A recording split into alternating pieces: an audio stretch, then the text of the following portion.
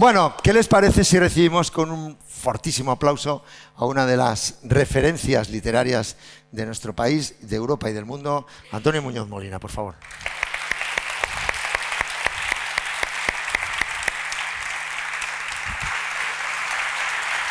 Si es tan amable.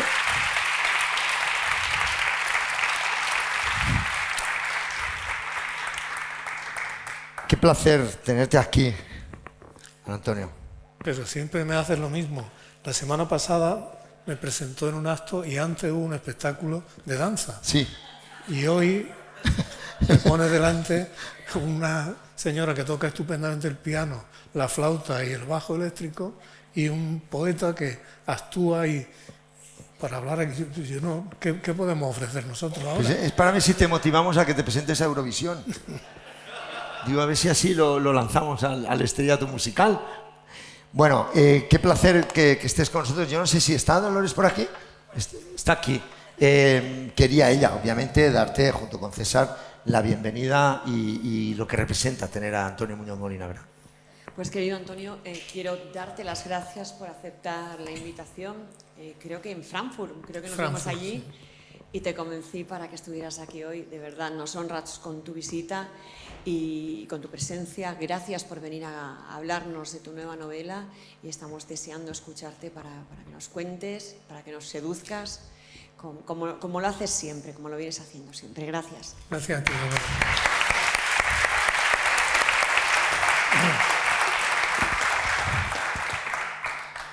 Bueno, si empezamos a decir toda su bibliografía no acabaríamos, ya saben ustedes, ¿verdad?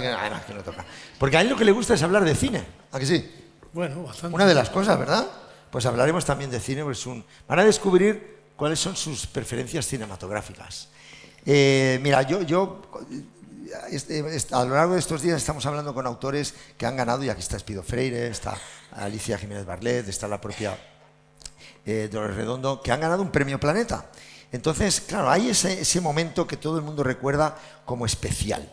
En este caso, el Planeta que tú consigues por El jinete polaco casi eclipsa un poquito Beltenebros, que era una novela con la que tú arrancas definitivamente ya en la parte importante de la literatura.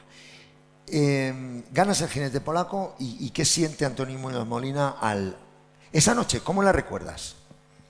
Lo recuerdo con bastante confusión, ¿sabes? ¿Sí? Porque era demasiado lío, ¿sabes? Era demasiado jaleo, era demasiada gente, estaba en un estado de aturdimiento muy grande, ¿no? Porque además había por dentro una cosa, y es que había unas cuantas personas cercanas a mí que se enfadaron mucho porque me presentara el Planeta. ¿Sí? Sí, no quería y porque lo ganara, ¿no? Entonces recuerdo son cosas que no se deben recordar, pero como me lo has preguntado, recuerdo un periodista que estaba invitado allí estupendamente a cenar y que estaba cenando, no tenía el menor problema en cenar a costa del Planeta, ¿no?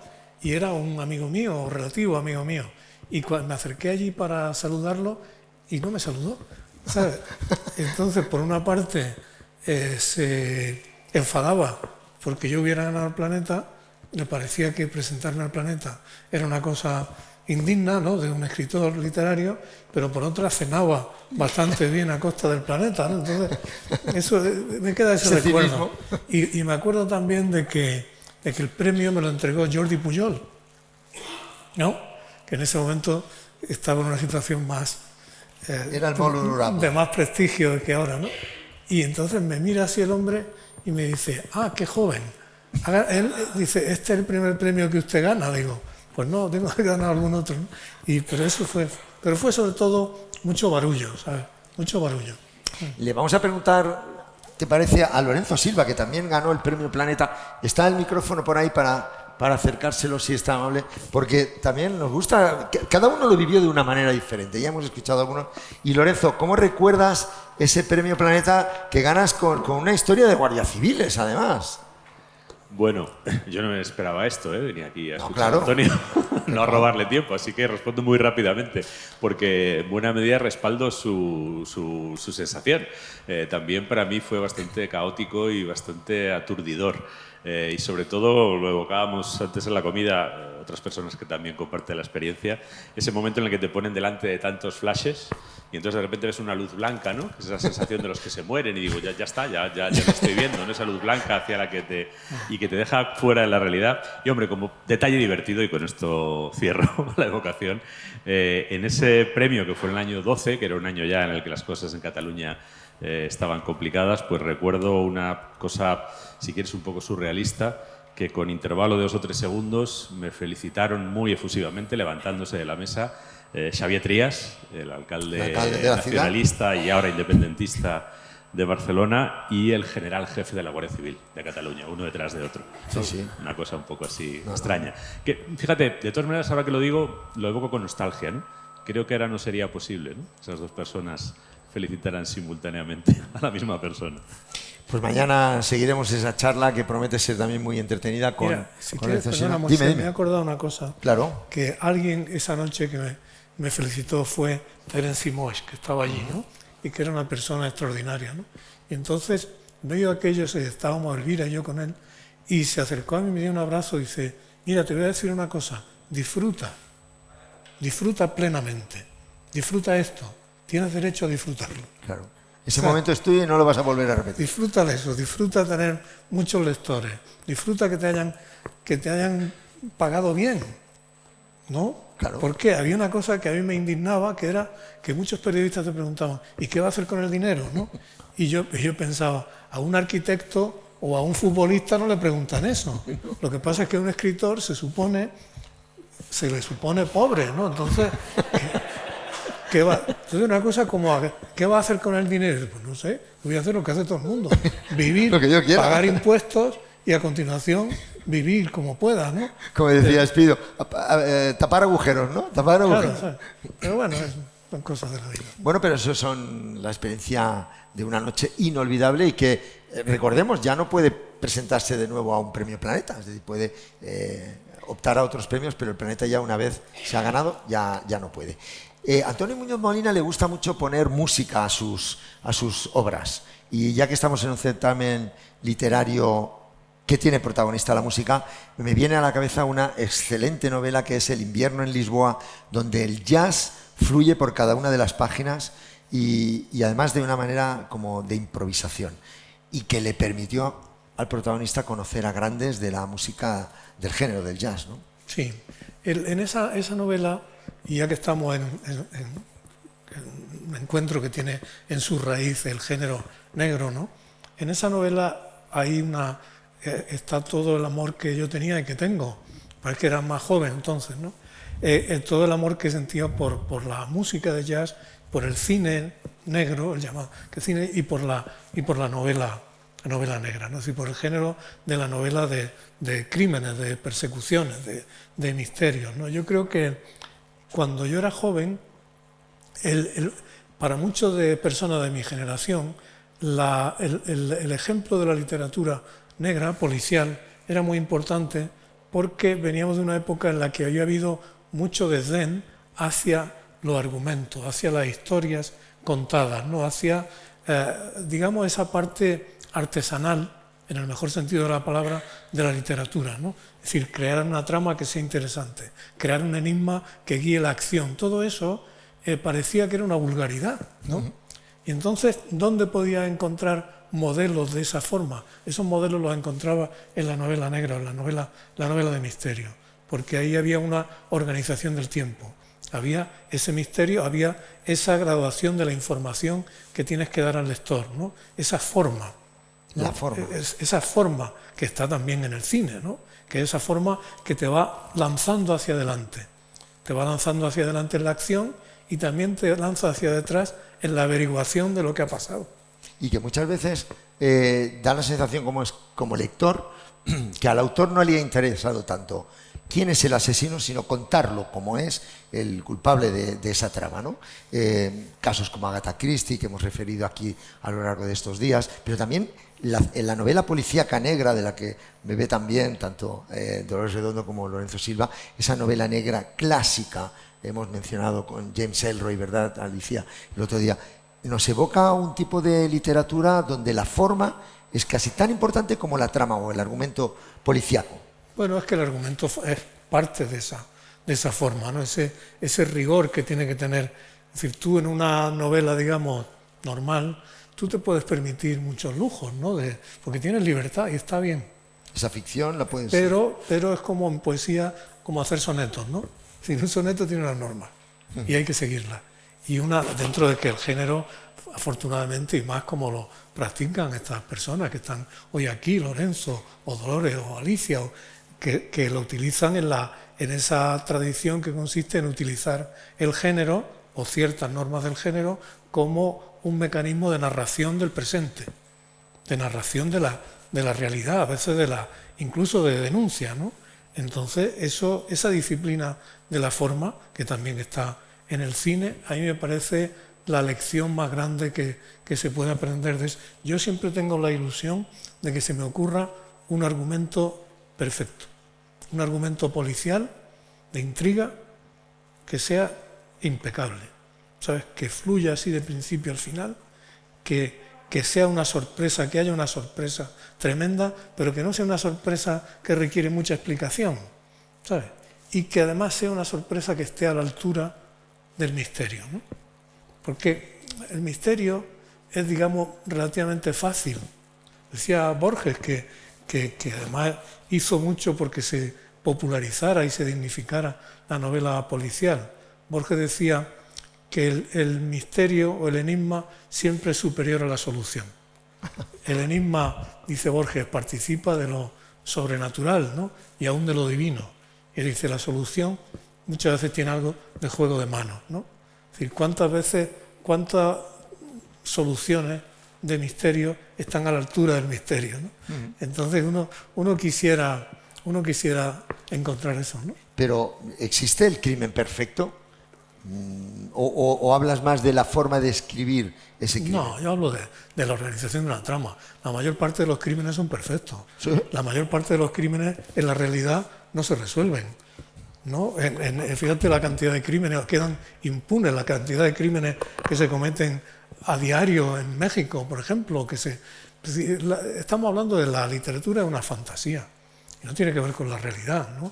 La realidad, los misterios, no hay ninguno.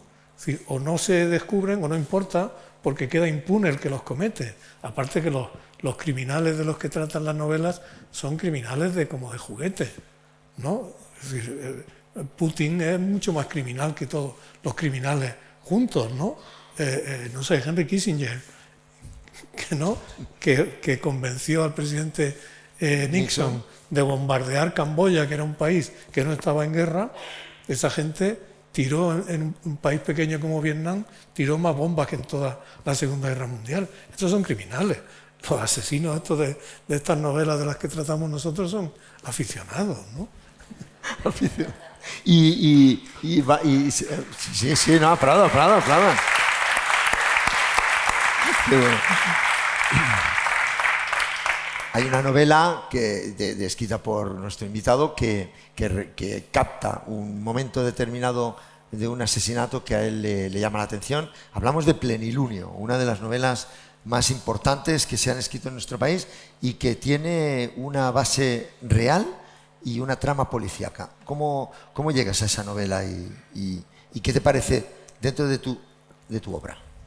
Bueno, esa novela, yo creo que todos los que estamos aquí, que nos dedicamos a esto, el momento en que estamos haciendo algo es lo que más nos importa y creemos que es lo mejor que hemos podido hacer, ¿no? Hacemos lo mejor que podemos en cada momento, ¿no? Entonces luego después ya eso, pero a mí en esa novela, el arranque de la novela fue una historia que sucedió en Granada, donde yo vivía, en el año 87. El 87 apareció una niña asesinada en el bosque de la Alhambra, ¿no? Y un mes después apareció otra niña, un poco mayor, que tenía 11 años, que alguien la secuestró y la llevó al bosque de la Alhambra, intentó matarla, pero la niña era fuerte y era lista y se escapó y consiguió salvarse.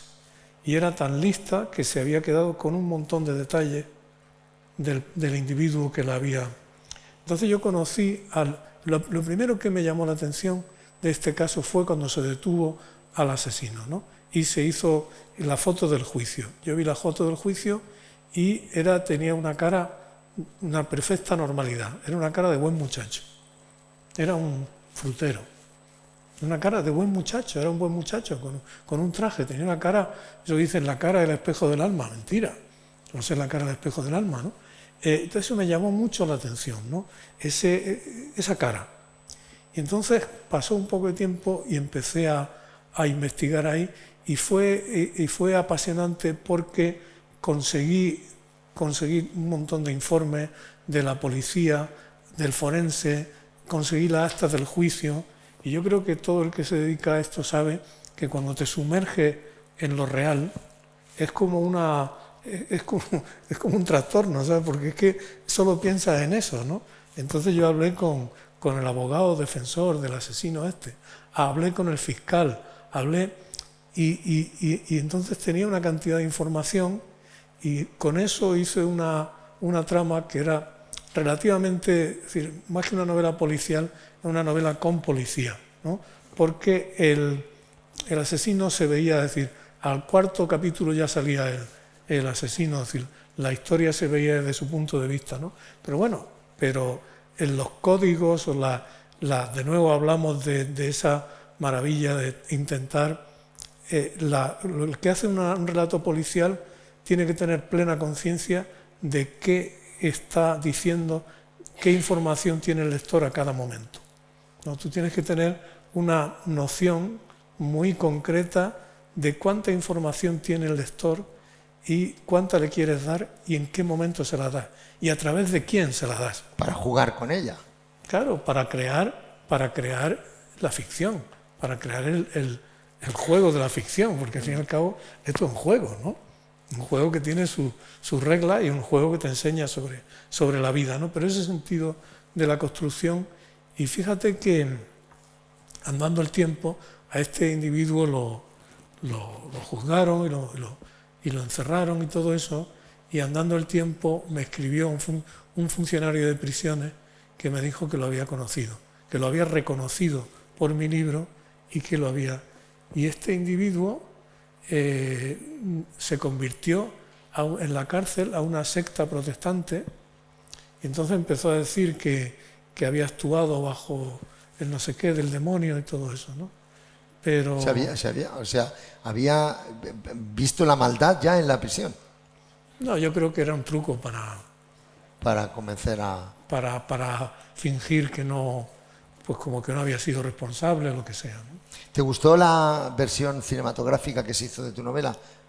Con Juan Diego Boto, Santiago Solá. ¿La recuerdan la película? Me gustó bastante, me gustó el guión sobre todo, que lo hizo mi mujer, Elvira Lindo. Sí. Ahora, ¿verdad? El guión lo hizo ella. Precisamente, déjame te diga, Moisés, precisamente hoy escribía yo un artículo en el periódico por referencia a este así llamado documental que han presentado sobre un asesino de ETA en el Festival de San Sebastián. No me llames ternera. Ese. Entonces, el año 2000 se presentó esta película en el Festival de San Sebastián. Y pues, tuvieron la ocurrencia de presentarla en el Festival de San Sebastián. El año 2000, recordar que fue un verano sangriento a tope, y al final de ese verano se hizo la primera manifestación contra el terrorismo abiertamente en San Sebastián, ¿no? Que fuimos allí como más de 100.000 personas, ¿no? Y entonces nosotros estábamos en el Festival de San Sebastián y el ambiente era de una tensión, ¿sabes? Pero de una tensión contra nosotros. Hubo una proyección de la película para prensa y hubo un aplauso, pero el aplauso no fue a la película, el aplauso fue al momento en que un terrorista le pega un tiro al protagonista de la película, que era un policía. O sea, ese era el clima que se ese era el ambiente, ¿sabes? Entonces, aquello me dejó, porque el director fue bastante poco, no sé cómo decirlo, poco valiente, ¿no? Ahí me sorprendió una cosa, que el director dijo que él no quería firmar el guión, no quería cofirmar el guión, ¿no? Yo como uno es inocente, yo pensé, digo, bueno, pues esto es una cosa de honradez intelectual, ¿no? Dado que el guión no lo ha escrito él. No, era para quitarse del medio. Entonces una rueda de prensa muy dura, en la que el pim pam pum era contra la guionista Elvira y contra mí, ¿sabes? Entonces el recuerdo que tengo está asociado a eso, ¿no? A ese momento. Ah.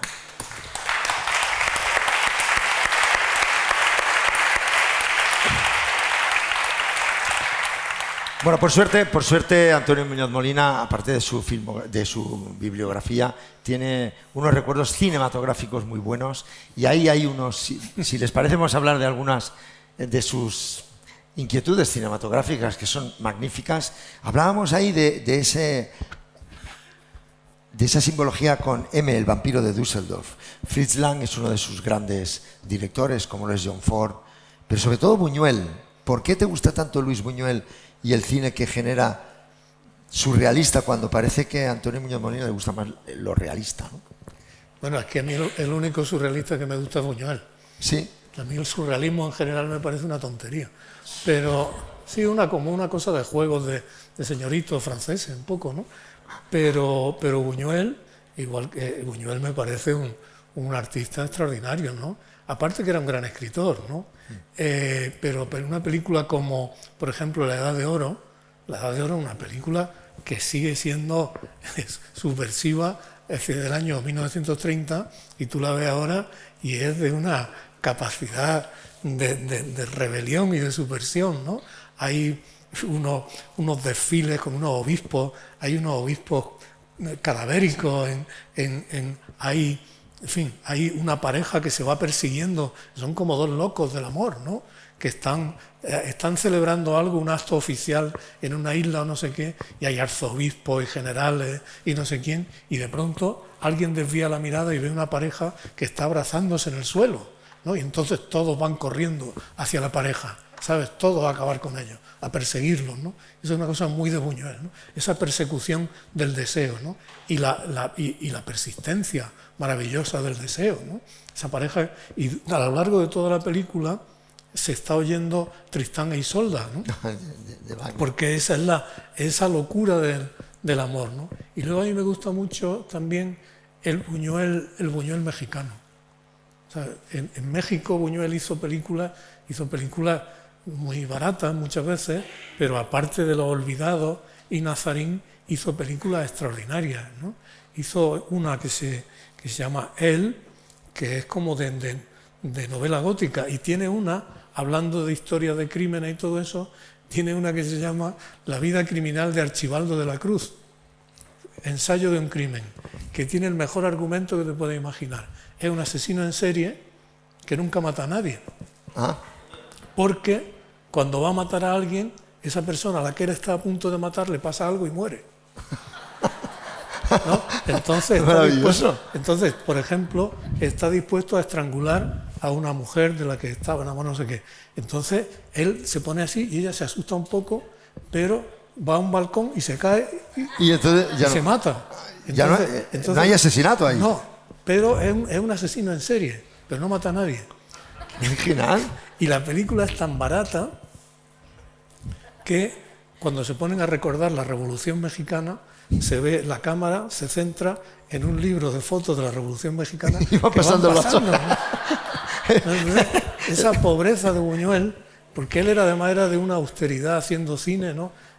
Tú ahora ves todos esos despliegues, esos barroquismos visuales que hay ahora, ¿no? Y Buñuel te hacía, yo te digo, aparte a muchos más, ¿no? Pero no sé, el ángel exterminador, por ejemplo, Simón del Desierto. Con unos diálogos brillantísimos. Nosotros somos muy fordianos, muy de John Ford, porque, bueno, comentaba, por ejemplo, Espido esta mañana, Centauros del Desierto, o El hombre que mató a Liberty Balance. Ahí lo reivindica también José Luis García, el poder de la escritura, el poder del guión. El guión de Billy Wilder con Perdición evoca a la mejor novela negra. Bueno, es que ese guión lo escribió con Raymond Chandler, ¿no? Hay palabras mayores. ¿Qué le gusta de una película a Antonio Muñoz Molina cuando el guión está bien hecho? ¿La parte literaria o la visual? Ahora hablamos de todo eso, esa parafernalia visual. Bueno, el cine es que es todo junto, ¿no? Es decir, hay películas mudas extraordinarias y hay películas con escenas de silencio y hay películas muy habladas que el habla es extraordinaria. Es decir, películas de Mankiewicz, por ejemplo, son películas en las que hay mucha palabra, ¿no? A mí lo que me gusta es cuando el cine está retratando algo y hay algo más. Es decir, cuando hay un elemento de poesía, ¿no? ¿Te acuerdas? Hablábamos hace poco de Perdición, ¿no? Sí. En Perdición, esos momentos, por ejemplo, en los que se citan los dos en un supermercado y ella va con el flequillo este que lleva y con unas gafas negras, ¿no? Bárbara Stanwyck. Bárbara Stanwyck, ¿no? Eso no era necesario, ¿no? Es decir, esa peculiaridad de ese momento, a mí eso es el cine, ¿no? Esa cosa que de pronto parece que no es necesaria, ¿no? El modo en que, no sé, en que un personaje va caminando, ese tipo de cosas, ¿no? Hay una película de las que más me gusta de John Ford, es la del Delator, ¿no? El Delator. ¿No? O esos momentos en Centauro del Desierto, claro, las películas les ponen esos títulos en español, esos momentos en los que se ve lo exterior desde dentro, ¿no? El momento en que se entra y se sale, ¿no? Al principio y al final de la película. Ese último plano de la puerta. Cuando John Wayne... Es decir, ¿por qué precisamente ese marco, ¿no? Enmarcarlo así? Esa poesía a la que yo creo que los niños, cuando éramos niños, y los niños son muy sensibles a eso, ¿no? Porque el niño no concentra su atención en lo principal, sino que se fija en cosas así, ¿no? Y entonces a mí me gusta eso, me gusta cuando el momento en que dentro de una trama o lo que sea extraordinario, pero hay esos momentos de contemplación, ¿no? Es digo, que pueden estar dentro de una historia de acción, no necesita ser una película ni experimental ni nada de eso, pero esos momentos, ¿no? Esos segundos, ¿no? Eso me parece que es el puro cine, ¿no? Kurosawa, por ejemplo, Hombre, que claro, hace imagínate, un cine ¿no? maravilloso de visualización. Con 80 años hace Ran y eso es una obra, un goce para los sentidos. Muchas veces decimos, si Berlanga viviera, lo que haría ahora, ¿no? Con la que está cayendo en el mundo y en España. ¿Berlanga era un buen escritor o necesitaba de Azcona? Yo creo que necesitaba de Azcona. Casi todos los directores de cine, y muchas veces las películas tú ves que el director se ha empeñado en escribirla y que debería haber contado con un escritor, ¿no? Sí. Yo creo que eso le pasaba a Carlos Saura, por ejemplo, muchas veces, ¿no? Es decir, era un excelente director, pero le hacía falta, es que organizar historias, crear personajes y todo eso son cosas muy específicas, ¿no? Bueno, apartamos un momentito el cine para continuar hablando de literatura. Bueno, estamos hablando en el fondo es todo literatura, pero me pasa aquí, Carmen, una nota que ya hemos alcanzado ya las 100.000 visualizaciones desde el comienzo de este certamen de literatura en Valladolid. 100.000 visualizaciones a través de streaming, redes sociales, así que un fuerte aplauso para todos los que nos están siguiendo, que es maravilloso.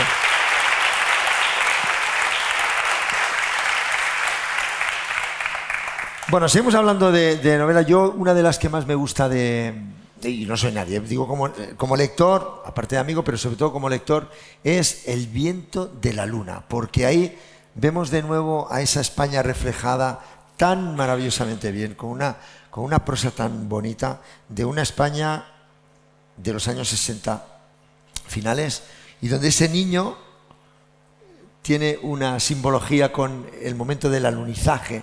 Qué lejos está la luna, pero qué cerca para él, porque lo que tiene a su alrededor es tan pobre, ¿verdad? Claro. ¿Qué libro más bonito? Ese ¿Es libro, uno de tus preferidos? Pregunto. ¿O tienes alguno? No, No? es que eso de preferido no... Bueno, que le tienes cariño, que le tienes Sí, cariño. le tengo, claro. Esto es mío, ¿no? Esto es como... ¿Qué va a hacer? Pero ese Lo ha hecho tú, ¿no? ¿Qué va a hacer? Ahí está. Sí, pero, Tienes que cargar con él. pero los lectores te sirven de referencia cuando, no en mi caso, que yo no soy nadie, pero cuando los lectores te dicen, este libro es más recordado, o a lo mejor porque ha ganado el premio, ¿no? El jinete polaco, o Beltenebros porque se ha pasado a cine, o Plenilunio porque también ha habido adaptación, o en este caso porque muchos lectores lo habrán leído. ¿Te dan inputs de cuál es la que más ha gustado de tu obra? Bueno, yo tengo la suerte de que hay bastantes novelas mías que siguen teniendo lectores, ¿no? Es decir, que yo mi primera novela, por ejemplo, Beatus Isle, ¿no?, que se publicó hace ya 40 años, ¿no?, o El invierno en Lisboa, que es del año 87, ¿no?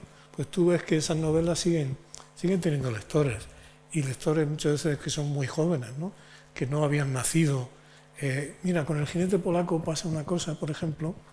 El jinete polaco es una novela muy generacional, ¿no? Es una novela que es muy autobiográfica y tiene mucho que ver con el retrato de esa generación que llegamos a la adolescencia o la primera juventud al mismo tiempo que llegaba la primera modernidad, ¿no?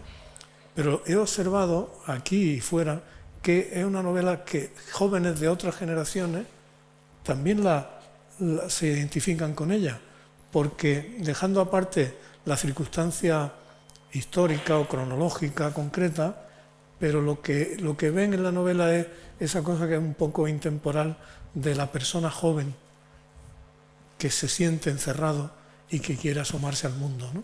Entonces tú ves que eso, para gente de mi generación, tiene un sentido, tiene una lectura, pero para gente de otra generación tiene otra. Pero entonces ese test del lector es interesante porque a veces te reconcilia también con el libro, ¿no? A veces tú no te acuerdas del libro o te sientes lejano de él, porque claro, para evolucionar como escritor tienes que romper con lo que has hecho muchas veces, ¿no? Entonces tú ves que ese lector, esa chica joven o ese chico llegan y aman ese libro y dicen, bueno, el libro es más suyo que mío, ¿sabes?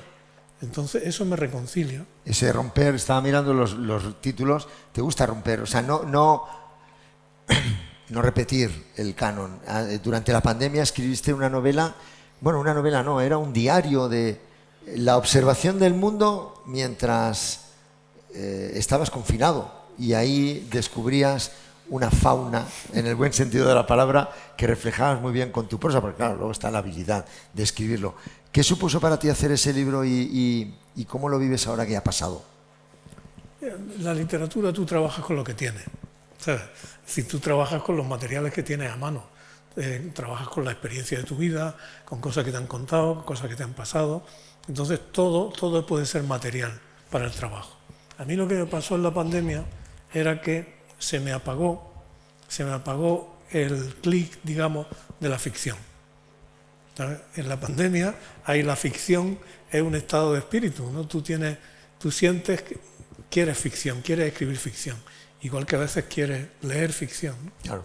En la pandemia, y me ha pasado varias veces, como te he contado alguna vez, hay momentos en la vida en los que a mí se me apaga ese interruptor. ¿Por qué? Porque el espectáculo de lo real y de lo inmediato me subyuga tanto que la necesidad que siento no es de inventar, sino de observar y contar lo que estoy viendo, ¿sabes? Entonces eso me pasó en la pandemia. Conozco gente, mira, Ignacio Martínez de Pisón, que ha hecho un novelón extraordinario, Castillos de Fuego, ¿sabes? Sí. Que lo escribió, él me contó que lo había escrito en gran parte durante la pandemia, ¿no? Otras personas han hecho...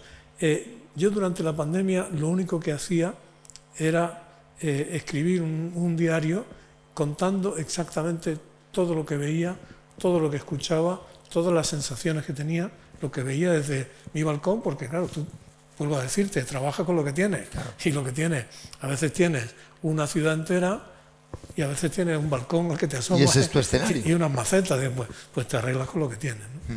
Entonces eso fue mi ambición en ese momento, más que ambición, mi instinto fue tomar nota, ¿no? Contar lo que estaba viendo, porque a mí me gusta mucho leer historia y me gusta leer mucho testimonios históricos, ¿no?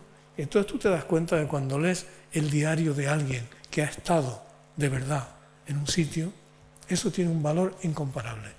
Ahí no llega ni el historiador, ni llega el novelista, ni nada. La persona que ha estado, que ha vivido eso. Y lo relata en ese momento.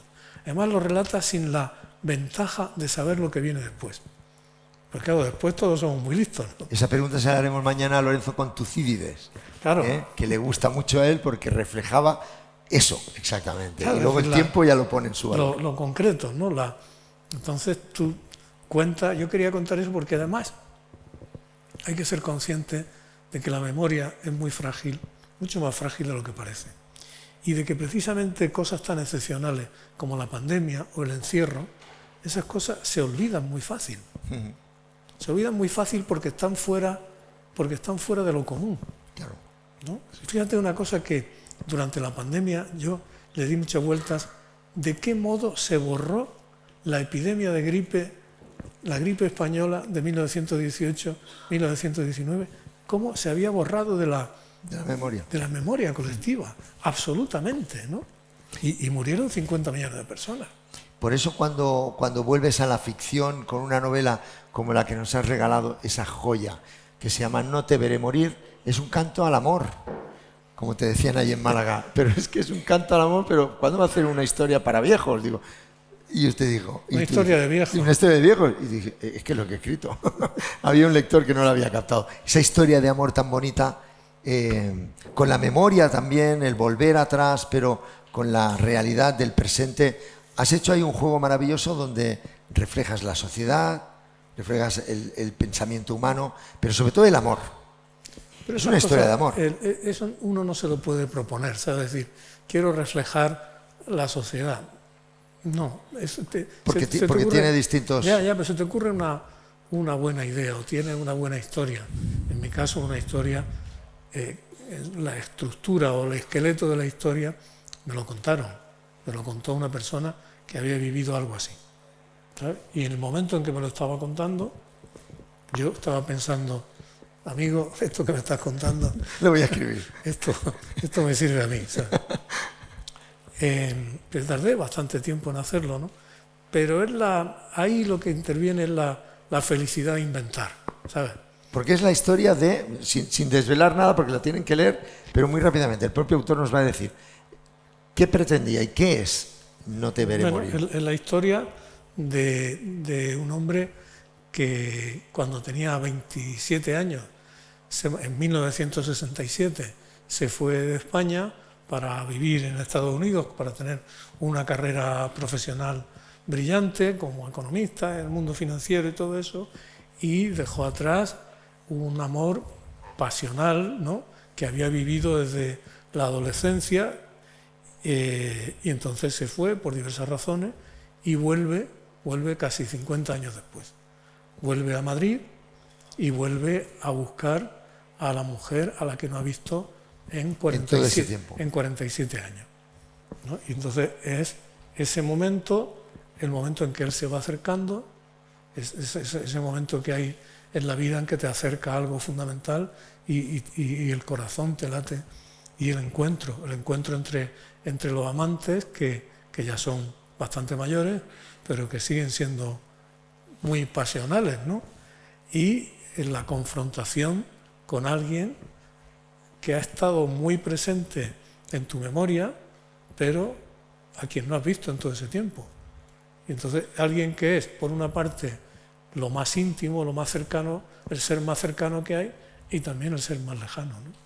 Ese momento, yo personalmente lo visualicé y me recordó mucho a la escena de La Edad de la Inocencia, cuando después de mucho tiempo Daniel Day-Lewis quiere ese momento de pasión, de búsqueda de ese instante de amor con Michelle Pfeiffer en la ventana. No sé si recuerdan esa escena absolutamente magistral de Martin Scorsese, y veía un poquito como eso, el bombeo del corazón ante ese plano de cómo me va a recibir esa persona. Claro, ¿cómo es? ¿No? ¿Cómo es? Porque además te das cuenta, crees que recuerda, pero no es verdad. De pronto dices, no me acordaba bien, no me acordaba de su cara ni de su voz, ¿no? Y ese libro habla además de temas como el exilio, la identidad, el sentirse extranjero, porque ahí me refería antes de plasmar la sociedad también, y unos personajes secundarios en torno a los dos principales, que son los que de alguna manera rellenan el entorno, como siempre, como de unos actores secundarios en una película, pero que tienen tanta potencia. ¿Hay algo biográfico, o hay alguien cercano a Antonio Muñoz Molina que le haya reflejado esos personajes? ¿O es todo ficción a partir de lo que le contó aquel hombre? Hay un material que muchas veces lo he vivido yo mismo, ¿no? Claro. Es decir, en la novela hay un interlocutor que es alguien que cuenta su propio descubrimiento de Estados Unidos a los principios de los años 90. Ese soy yo. Es decir, esas experiencias se las presto yo al personaje. Al personaje, a Julio. Igual que en las novelas tú vas tomando cosas de aquí y allá. Eres un poco así, ¿no? Vas robando y lo vas mezclando muchas veces, ¿no? Siempre hay una mezcla de pequeños detalles y de cosas, ¿no? Entonces yo contaba para este personaje con mi propia experiencia, ¿no? Pero entonces se me cruzó otra historia, que era la historia de un conocido mío que sufrió un trauma tremendo porque por un divorcio terrible dejó de ver a sus hijos. Él tenía 2 hijos, el de la novela tiene una hija. Dejó de ver a sus hijos y sus hijos no han vuelto a dirigirle la palabra nunca. Nunca han contestado a una carta suya, ni a una... Él les ha mandado dinero para ir a Erasmus, lo que fuera, no le han dado las gracias, le ha felicitado en sus cumpleaños, nunca ha recibido. Es decir, él nunca ha dejado de intentar mantener el contacto con sus hijos y sus hijos nunca lo ha buscado. Nunca, ¿sabes? Entonces, ese desgarro tan tremendo lo metes en la... Se lo puse a este personaje también, ¿sabes? Porque no por ninguna... Llegó así, ¿no? Llegó así. En la novela muchas veces crean las cosas un poco por contrapunto, ¿no? Queriendo equilibrar, ¿no? Porque los pintores ven y dicen, me falta aquí algo, aquí en este lado del cuadro falta algo, ¿no? Pues pasa eso, ¿no? Y entonces de ahí fue donde salió eso, ¿no? Porque te fijas, en la novela está llena de relaciones paterno y materno filiales, ¿no? La relación. Cuando acabas la novela, ¿tu primera lectora es Elvira? Sí. ¿Y es buena crítica o no? Sí, muy buena, muy buena. Bueno, Bueno. Es la mejor lectora posible para mí en ese momento.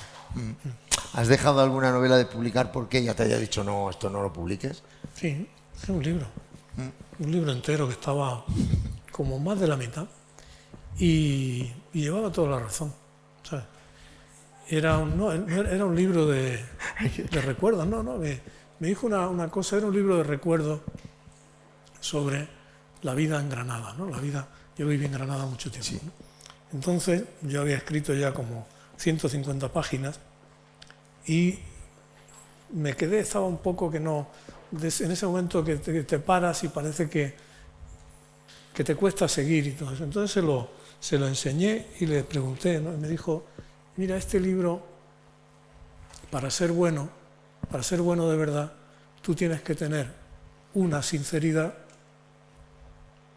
que si la tienes va a hacer daño a personas que son inocentes, que no tienen por qué, ¿sabes? Sí. Es decir, cuando tú escribes no ficción, el problema es distinto, porque estás incluyendo las vidas de personas que son personas reales, ¿sabes? Entonces, si el libro tenía la suficiente calidad, la suficiente verdad para publicarse, haría daño. Y si para no hacer daño eludía todo eso, el libro no iba a ser bueno. Perdía calidad. Entonces lo mejor, pues ya está. Era no publicarlo. Sí. Bueno, y ejerces tú también de crítico de los libros de Elvira. Sí, Estamos olvidando que Elvira Lindo es una de las grandes que acaba de conseguir un premio también importante. Sí, el premio Liber. El premio Liber. Tú también o no te atreves tanto con tanta sinceridad con Elvira. Yo creo que con las personas en las que confían en nosotros tenemos una responsabilidad muy grande, ¿no? Es decir, si confían en nosotros, porque además esto es una cosa muy seria. es que esto es un trabajo que es un trabajo muy frágil, que se puede malograr muy fácilmente, que una cosa te puede salir mejor o te puede salir peor. Claro. En el que además necesitas no tienes tú solo la capacidad de ver lo que estás haciendo. Necesitas unos ojos exteriores, necesitas bastantes ojos exteriores, ¿no? Entonces, esa es una responsabilidad. La responsabilidad de decir, esto me parece que podía estar mejor de otra manera, la responsabilidad de decir, igual aquí hay demasiadas páginas, o esto ya lo has dicho en este capítulo, no hace falta reiterar en eso. O también la cosa de decir, en un momento de desánimo, decir, hay que seguir, esto es muy bueno. O el momento en que has tenido un disgusto por una mala crítica o por un desaire o por lo que sea, tú tienes que ofrecer el refugio. Porque, insisto, este es un trabajo al que nos dedicamos porque queremos, ¿no? Pero es un trabajo en el que eres muy frágil. Dice Virginia Woolf que las personas más capacitadas para escribir o para crear una obra artística son también personas fácilmente afectadas por el rechazo o por la crueldad. Entonces, realmente tú necesitas ese refugio, ¿no? Y si ese refugio lo tienes en tu casa, porque alguien que como se dedica a lo mismo que tú sabe exactamente tu grado de fragilidad, ¿no? Lo fácil que es ser herido, ¿no? Lo fácil que es desalentarse, ¿no? Claro, que mejor que ella, claro, y que mejor tú de ella. Claro. ¿Qué está leyendo ahora? Porque ahora estamos en la promoción aún del libro, acaba de publicarse, funciona muy bien, Seix Barral ha hecho ahí una edición importante, pero ¿qué estás leyendo mientras estás ahora de promoción y si varía mucho de lo que lees cuando estás en el proceso creativo? No, es decir, siempre leo más o menos lo mismo. He leído, había un ensayo de Virginia Woolf que yo no conocía, que se llama Tres Guineas, ¿no? El ensayo suyo más conocido, claro, es La habitación propia, ¿no? Que es un ensayo extraordinario, no solo para mujeres escritoras, sino para cualquiera, ¿eh? Es un ensayo en el que se dicen unas cosas fundamentales sobre la vocación literaria, sobre la lectura y todo eso, ¿no? Entonces, ese sí lo había leído y había dado clases con él y todo eso, cuando me dedicaba a eso, pero este de Tres Guineas no lo había leído, ¿no? Y es un ensayo está escrito el año 38, es decir, cuando en pleno ascenso ya del nazismo y del fascismo y todo eso. Entonces, ese ensayo tiene una manera de conectar la causa feminista con la causa de la lucha contra la guerra y todo eso, que es impresionante, ¿no?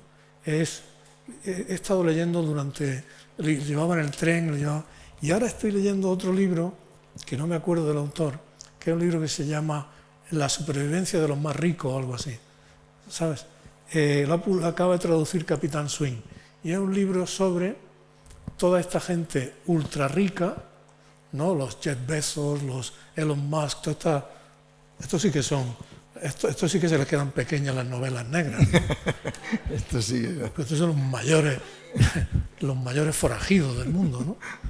Cómo esta gente dedica una gran parte de su esfuerzo a buscar maneras de escapar de la catástrofe que ellos mismos saben que están provocando.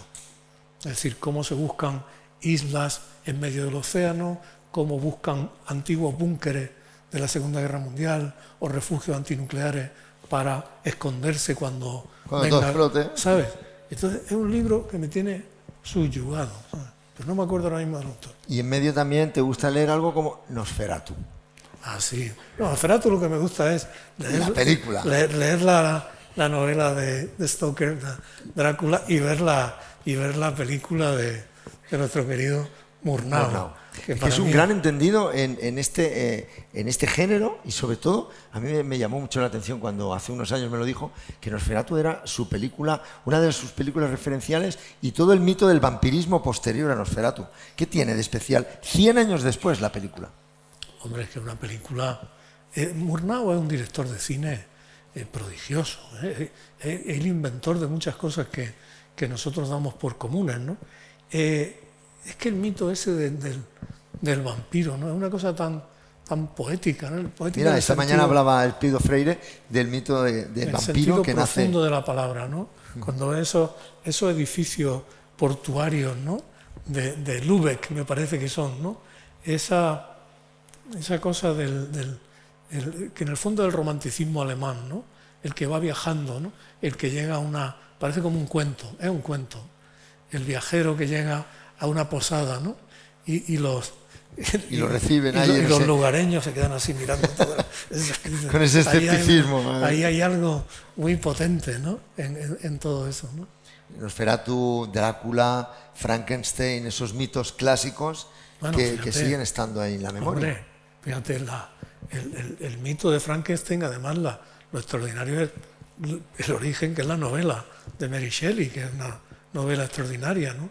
Y la película de James Whale, ¿no? Esa y la novia de Frankenstein también me gusta, ¿eh? Muy buena, con esa lancha. Lo que ya no me gusta son las barroquizaciones, ¿sabes? Eso te confieso que ya cuando Coppola se pone como ultra barroco y todo eso ya me cansa. Sí, ya no te... ¿Prefieres el Drácula del 31? Prefiero seco, es como el vino seco, no, el whisky seco.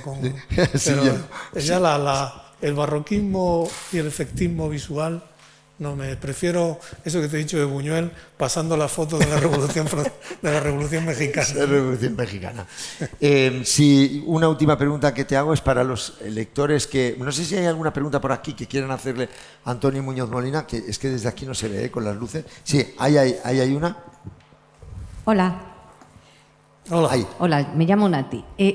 Usted ha hecho referencia al artículo que hoy podíamos leer en El País sobre su postura en torno a la libertad de expresión, pero también la libertad del espectador para ver o no ver lo que quiera. Me refiero al documental, entrevista de Jordi Évole bueno, no sé el nombre, Josu Ternera. Sí.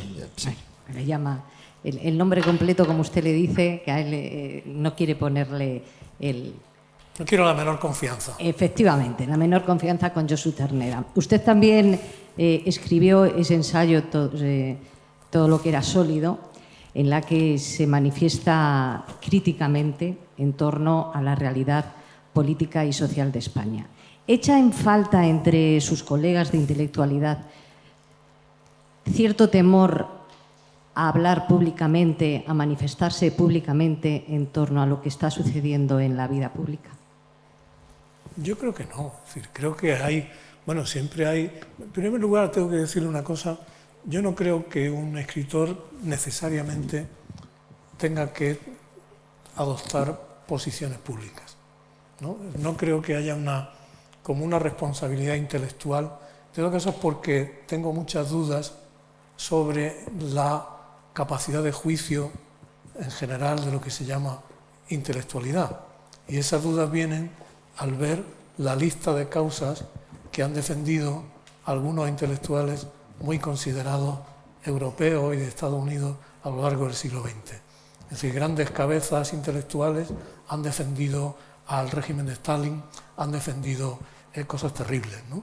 Entonces, supuestos héroes del compromiso, como Jean-Paul Sartre, defendían el régimen de los Khmer Rouge en Camboya y la revolución cultural china y el régimen de Fidel Castro, ¿no? Entonces, cuando dicen compromiso de los intelectuales, yo digo, a ver qué dicen, ¿no? Porque ahí se han oído muchos disparates, además con la pompa que da la condición de literato, ¿no? Eso en primer lugar. Y luego yo creo que cada cual ejercita, que un escritor ejerce su ciudadanía como cualquier otra persona, como quiere. El régimen democrático nos permite la libertad de quedarnos en nuestra casa, de callarnos o de no callarnos, ¿sabes? Y eso es una libertad que hay que respetar. Hay mucha gente que interviene en los debates públicos, mucha gente, escritores.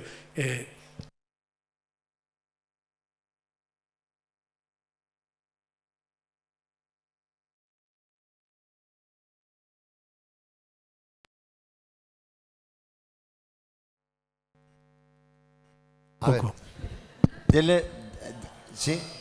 Ahora. ¿Ahora? Sí. Sí, ahora me parece que funciona. Ahora. Es que desde que se inventó el verbo microfonar hay una cantidad de problemas de sonido. Estaba diciéndole eso, ¿no? Entonces, hay mucha gente que dice lo que piensa, ¿no? Y hay otra que no lo dice, y cada cual tiene su responsabilidad Yo, por ejemplo, cuando en la época del terrorismo, ¿no? En la época en la que era muy peligroso, pues había mucha gente que tuvo valor, y gente que tuvo valor cuando realmente eran muy pocos, ¿no? Pero, insisto, no creo que sea... Yo creo que todo ciudadano y tiene esa responsabilidad, igual que la tienen los periodistas o los informadores o los que sean, ¿no? Hay una cosa, yo me eduqué, tengo recuerdos suficientes como para acordarme de la censura y de la época en que no se podía opinar, ¿no? Y también, como lector de historia, sé lo que cómo mucha gente, por ejercer la libertad de expresión, se ha jugado la vida y la ha perdido y la pierde en regímenes brutales, ¿no? Entonces, cuando a mí, por ejemplo, me dicen hacer este artículo es valiente, dices, no, esto no es valiente. Es valiente salir en Irán a la calle y quitarse el velo. Eso es valiente, ¿no? O defender la paz en Rusia. Eso es valiente. Nosotros no tenemos necesidad, y eso es una ventaja de la democracia, que no hay que ser valiente. No hay ninguna, salvo, claro, la gente, en circunstancias como la época del terrorismo y todo eso, ¿no? Pero yo no creo, yo creo que hay bastante gente que dice lo que piensa. Lo que pasa es que a veces lo que se piensa está muy marcado por el encono ideológico, ¿no? O a veces por el fanatismo, ¿sabes? Pero no creo que hay mucha gente que expresa su opinión, ¿no? Me parece.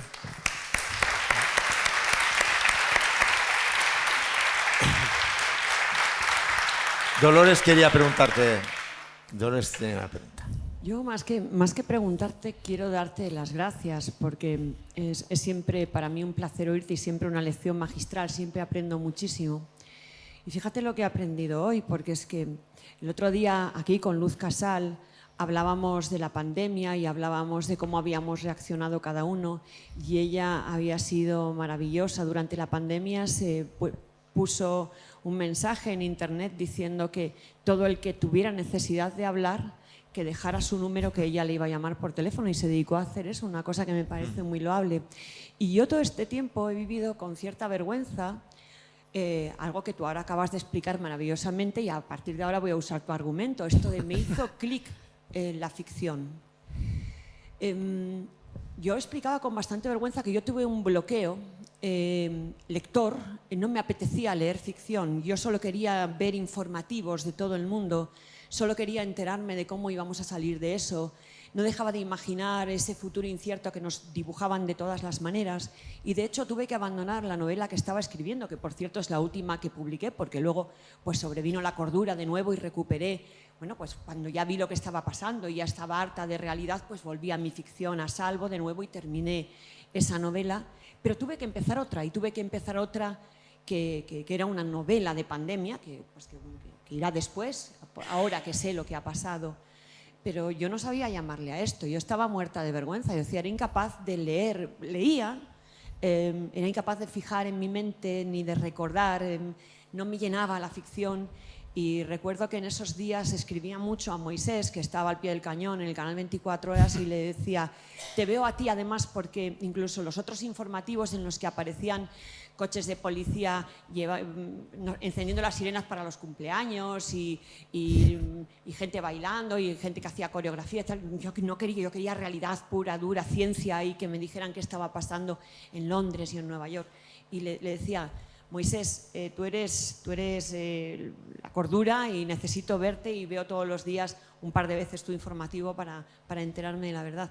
Pero de verdad, gracias una vez más, siempre recibo lecciones de ti, Y bueno, a partir de ahora lo explicaré de otra manera. No me pasaba nada, me hizo clic la ficción. Claro, no está uno para ficciones, ¿no? Muy bien, muy bien. Claro que sí. Bueno, ¿hay otra pregunta? ¿Sí? Sí. Allí. Al fondo, arriba.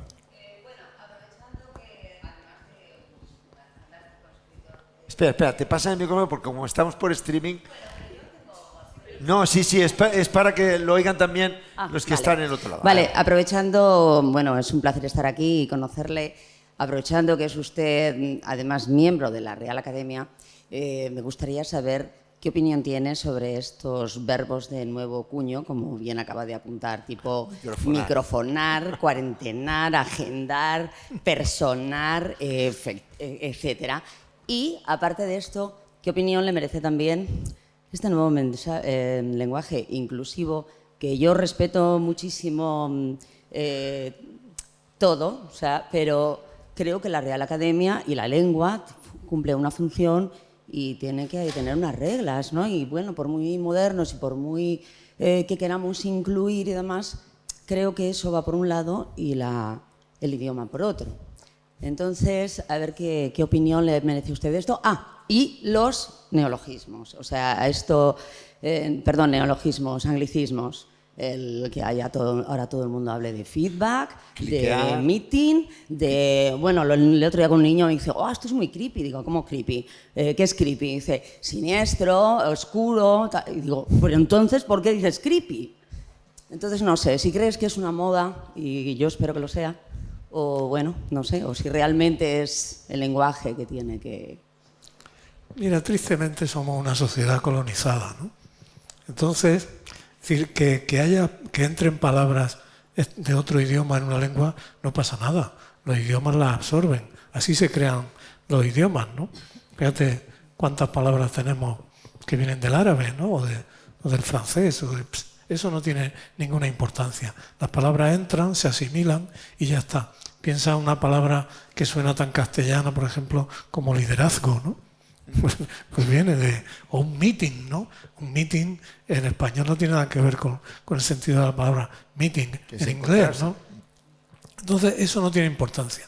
Lo que es importante es el volumen y sobre todo la generalización y la exhibición completamente superflua, ¿no? Que viene por razones de pedantería o por una cosa insufrible que es la tontería publicitaria, ¿no? ¿No? Hay unos anuncios en la radio que dice no sé cuánto Vodafone, ready, dice, ¿no? Open, yo no sé qué. Eso es una rendición indigna a la colonización. Demuestra que es una sociedad que no tiene respeto de sí misma, ¿no? Que necesita utilizar expresiones mal traducidas, mal usadas y mal pronunciadas de otro idioma para sentir que es moderna. El otro día tuve el siguiente diálogo con un periodista. Dice, bueno, dice, ya has publicado la novela, dice, ¿cómo me dijo? ¿Qué background estás recibiendo? Digo, ¿background? Dice, no, ¿qué input? Digo, te refieres el feedback. Dice, eso.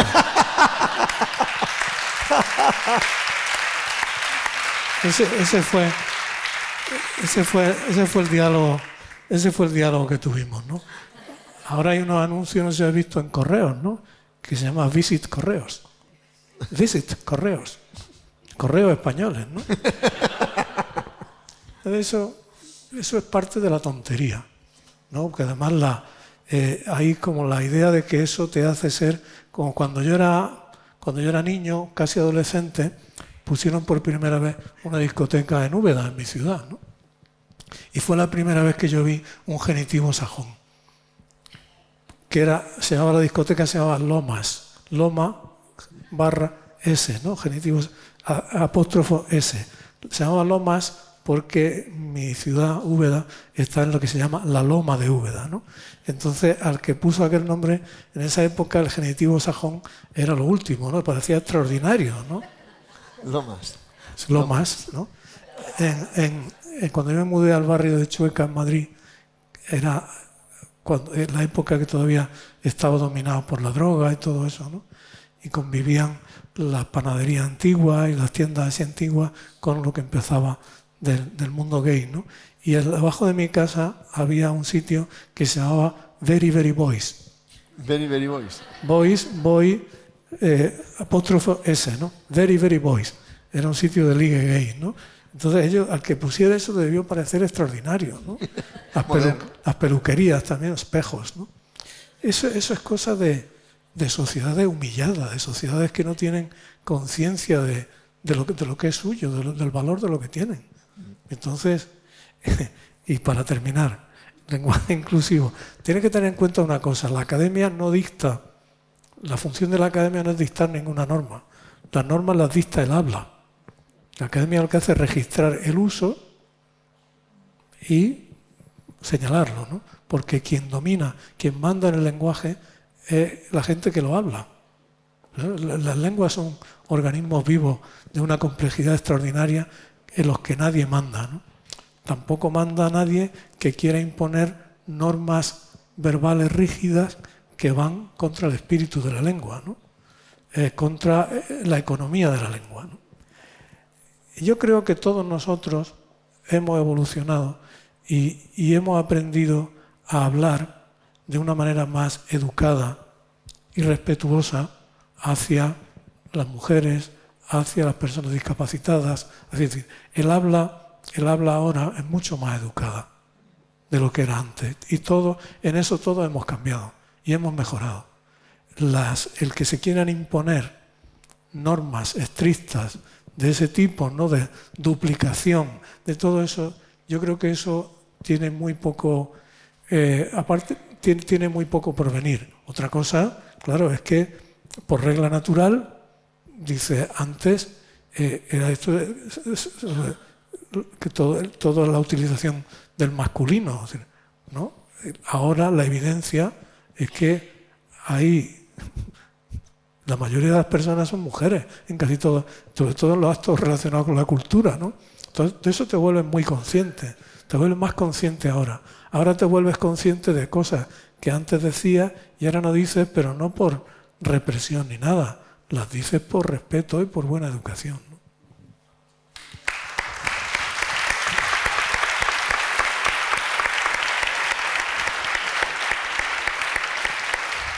Pues, querido Antonio, nos quedamos con esta reflexión tan sabia de un catedrático de la RAE, de un académico de la RAE. Catedrático, ¿no? Académico de la Real Academia de la Lengua. No me hagas catedrático. No, académico. Se me impone su presencia tanto. No me hagas catedrático. No, te hago académico. Luego Miguel va, mientras Miguel Gane va firmando, y luego irá don Antonio Muñoz Molina, académico de la RAE, a firmar los libros que él tiene allí. Es un lujazo haber podido charlar y yo creo que hemos disfrutado todos, sobre todo porque sabemos cómo estás de tiempo, usando tu amabilidad te hemos tenido en un certamen literario de primer nivel y sobre todo, pues como siempre, nos llena de orgullo y satisfacción tener a uno de los grandes de la literatura. Fuerte aplauso para Antonio Muñoz Molina.